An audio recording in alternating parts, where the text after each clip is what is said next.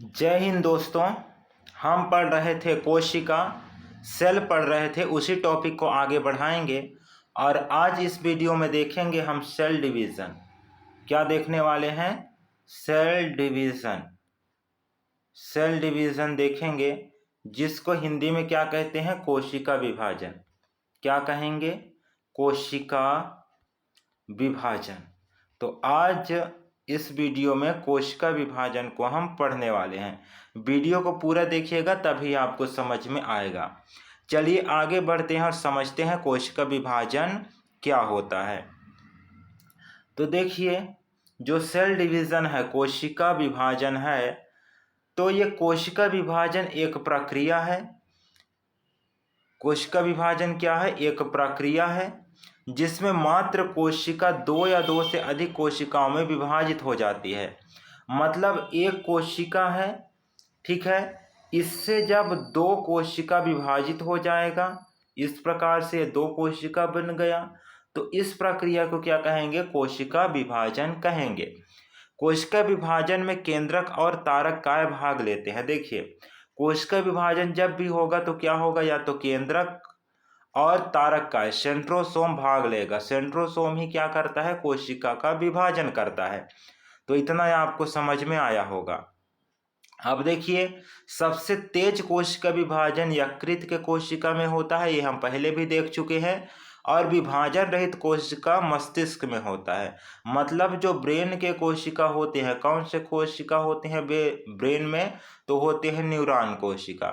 Neuron कोशिका में centrosome नहीं पाया जाता है, इसीलिए जो मस्तिष्क के कोशिका होते हैं उसमें विभाजन नहीं पाया जाता है।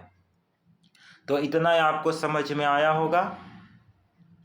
देखिए आगे बढ़ते हैं तो देखते हैं कोशिका विभाजन जीव की वृद्धि एवं विकास में सहायता होती है या करती है, ठीक ना? करती है। मतलब यदि कोशिका विभाजन नहीं होगा तो जीवों में वृद्धि और विकास नहीं होगा, मतलब जनन की प्रक्रिया नहीं होगी। कौन सी प्रक्रिया नहीं होगी? जनन की प्रक्रिया नहीं होगी यदि क्या है? कोशिका विभाजन नहीं होगा तो।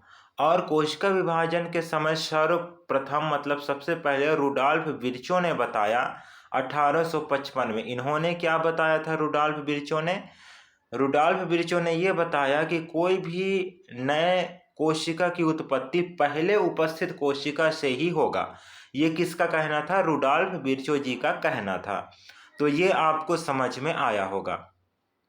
अब देखिए, जो कोशिका विभाजन है, तो कोशिका विभाजन कई प्रकार के होते हैं। तो कोशिका विभाजन को हम देखते हैं, कोशिका विभाजन के प्रकार, ठीक ना? क्या देखेंगे? टाइप्स ऑफ सेल डिवीजन, ठीक ना? क्या देखेंगे? कोशिका विभाजन के प्रकार। तो देखिए, सबसे पहले होता है एमाइटोसिस। क्या होता है? एमाइटोसिस, जिसको कहते हैं अर्धसूत्री विभाजन। तो अर्धसूत्री विभाजन के बारे में सबसे पहले रॉबर्ट रिमार्क ने बताया। किसने बताया? रॉबर्ट रिमार्क ने, ठीक है। अविकसित कोशिकाओं में यह होता है असूत्री विभाजन, जैसे जीवाणु हो गया, नीलहरित शैवाल हो गया, अमीबा हो गया, प्रोटोजोआ हो गया। तो इनमें पाया जाता है एमाइटोसिस सेल डिवीजन। इसमें क्या होता है कि एक कोशिका है, ठीक है, इसके बाद एक कोशिका जो है इस प्रकार का संरचना लेगा, इस प्रकार का संरचना, और लास्ट में जाके ये क्या करेगा कि दो कोशिकाओं में टूट जाएगा, ठीक है। तो इसको क्या कहते हैं? Amitosis cell division. तो इतना ही आपको समझ में आया होगा। अब देखिए, जो दूसरा नंबर है वो क्या है? माइटोसिस सेल डिवीजन, समसूत्री विभाजन, ठीक ना। इसके बारे में सबसे पहले वाल्टेयर फ्लेमिंग ने बताया। किसने बताया? वाल्टेयर फ्लेमिंग ने, ठीक ना। ये क्या होता है? जंतुओं की कायिक कोशिकाओं में होता है, ठीक ना। ये हमेशा किस में होगा? जंतुओं की कायिक कोशिकाओं में। इसमें सबसे पहले क्या होता है कि एक कोशिका होता है और कोशिका का जो केंद्रक है उसके पास क्या होते हैं? सेंट्रोसोम होते हैं। कोशिका का जो केंद्रक होता है उसके पास छोटे छोटे सेंट्रोसोम होते हैं, वो इकट्ठा जाता है पहले, इसके बाद क्या करता है? कोशिका का जो सेंट्रोसोम है, ठीक ना, वो केंद्रक को विभाजित करता है। केंद्रक को विभाजित करने के बाद ये कोशिका विभाजन होता है इस प्रकार से, ठीक ना, और 2 कोशिकाओं में फिर विभाजित हो जाता है। किसमें? माइटोसिस में, ठीक है। तो इतना ही आपको समझ में आया होगा। आगे देखते हैं अगला, तो वह है मियोसिस, ठीक है।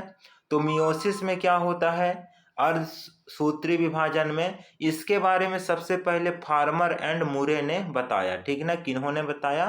फार्मर एवं मुरे ने।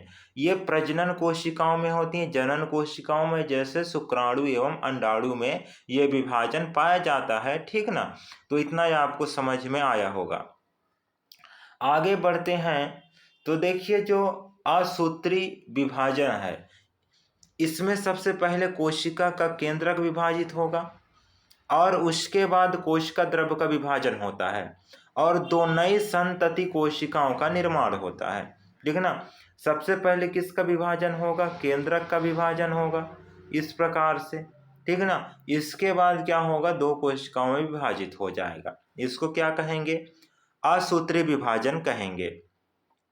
इसके बाद देखते हैं दूसरा, समसूत्री विभाजन। तो समसूत्री विभाजन में क्या होता है? तो समसूत्री विभाजन में एक कोशिका 2 समान कोशिकाओं में विभाजित हो जाती है, ठीक है। मतलब एक कोशिका है, एक कोशिका ये किस में बढ़ जाएगा? 2 कोशिकाओं में बढ़ जाएगा। समसूत्री विभाजन के बाद मात्र कोशिका और संतति कोशिका के आनुवांशिक गुणों में परिवर्तन नहीं आता है। मतलब जो आनुवांशिक गुण इसमें होंगे मात्र कोशिका में, वही संतति कोशिका में भी आनुवांशिक गुण होंगे, ठीक है। समसूत्री विभाजन शरीर की मरम्मत करने में, घाव भरने में, अंगों के पुनर्निर्माण में सहायक होता है। कहने का मतलब है यदि आपको कहीं चोट वगैरह लग जाता है, आपके शरीर में कहीं घाव वगैरह हो जाते हैं, तो उसको शरीर की मरम्मत करने में क्या होता है? समसूत्री कोश का विभाजन सहायक होता है।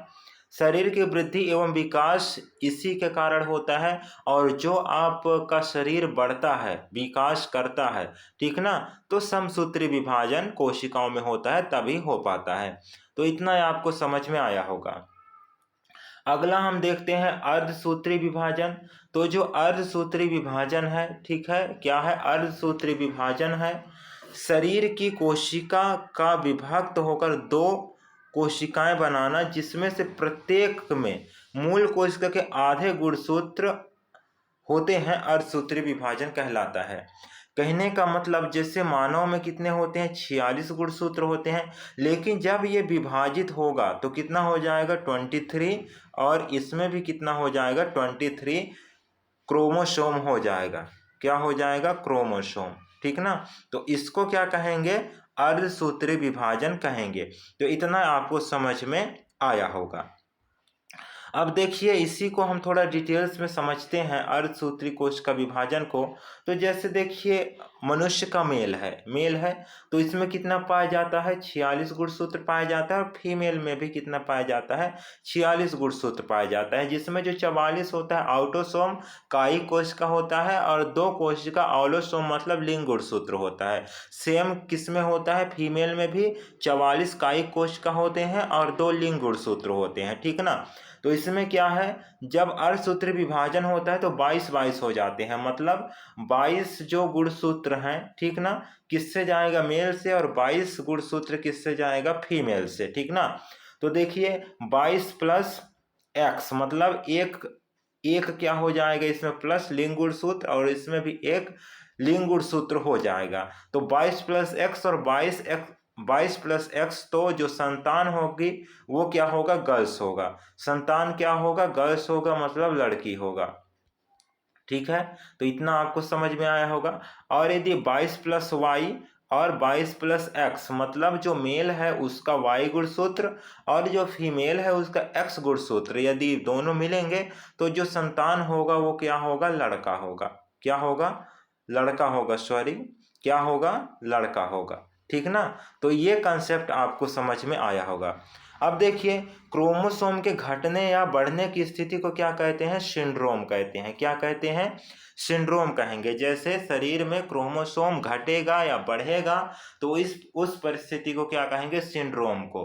ठीक है, इसको और सरलता से समझते हैं तो देखिए, जैसे 46 गुणसूत्र होते हैं मानव शरीर में, मान लो यदि किसी कारणवश शरीर में 45 गुणसूत्र हो जाते हैं, 47 गुणसूत्र हो जाते हैं, या फिर 48 या फिर 49 गुणसूत्र हो जाते हैं, तो इस परिस्थिति में क्या होगा? सिंड्रोम कहा जाएगा।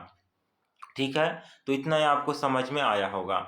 आगे बढ़ते हैं तो देखते हैं कि जो सिंड्रोम है वो कितने प्रकार के होते हैं। तो ये 4 प्रकार के होते हैं। ठीक है, सिंड्रोम कितने प्रकार के होंगे? 4 प्रकार के होंगे। पहले है टर्नर सिंड्रोम, ठीक ना, जिसमें गुणसूत्र की संख्या कितनी हो जाती है? 45, और ये सिर्फ महिलाओं में होता है। ठीक ना, इसके लक्षण क्या होते हैं कि ऊंचाई कम हो जाता है शरीर का, और जो महिला है उसमें बांझपन होता है। ठीक है, तो इतना आपको समझ में आया होगा। दूसरा क्या है? क्लेनेफेल्टर सिंड्रोम। ठीक ना, इसमें जो क्रोमोसोम की संख्या हो जाती है 47 हो जाती है। कितनी हो जाती है? 47। ठीक है, और ये सिर्फ पुरुष में होता है, और क्लेनेफेल्टर सिंड्रोम के कारण पुरुष क्या हो जाता है? नपुंसक हो जाता है। अब तीसरा क्या है? Down syndrome. इसमें भी गुणसूत्र की संख्या कितना हो जाता है? 47, और ये महिला प्लस पुरुष दोनों में होता है। कौन सा? Down syndrome. ठीक ना, और इसका लक्षण क्या है? कुबड़ निकल जाता है पीठ की ओर, और शरीर का टेढ़ा मेढ़ा होना। ठीक ना, शरीर टेढ़ा हो जाता है।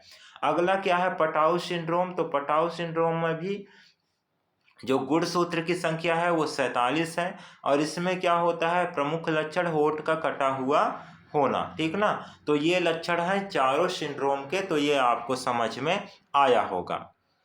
तो आज के लिए बस इतना ही, फिर मिलेंगे किसी नेक्स्ट वीडियो में। तब तक के लिए धन्यवाद। जय हिंद।